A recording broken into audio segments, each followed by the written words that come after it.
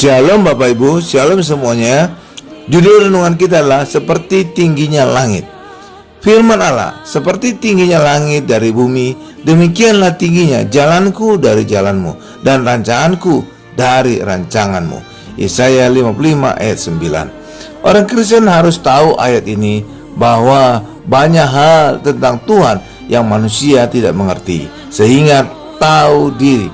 Jika Tuhan dapat dimengerti oleh manusia, maka Tuhan bukan maha besar, tetapi sebesar kepala kita, sebesar otak kita. Karena kita tidak tahu banyak hal tentang Tuhan, maka kita perlu dua hal. Pertama, kita perlu pertolongan Roh Kudus untuk mengerti tentang Tuhan. Kedua, kita harus melakukan firman supaya level kita naik.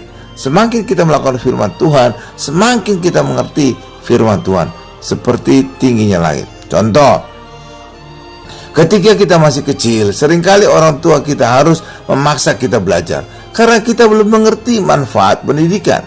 Dengan berat hati kita belajar sehingga kita bisa naik kelas.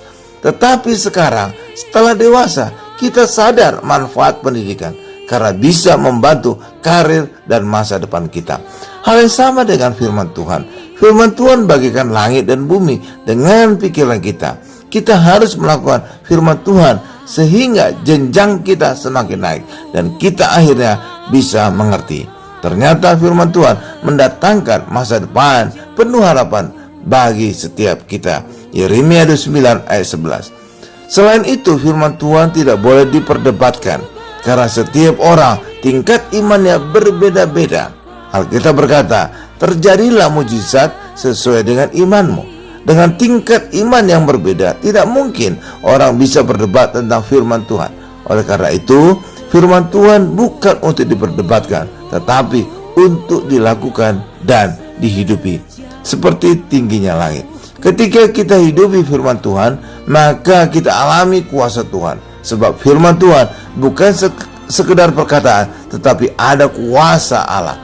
Saat kita terima tubuh Yesus, maka kita menyatu dengan Yesus, maka kuasanya, berkatnya, dan banyak lagi kita alami.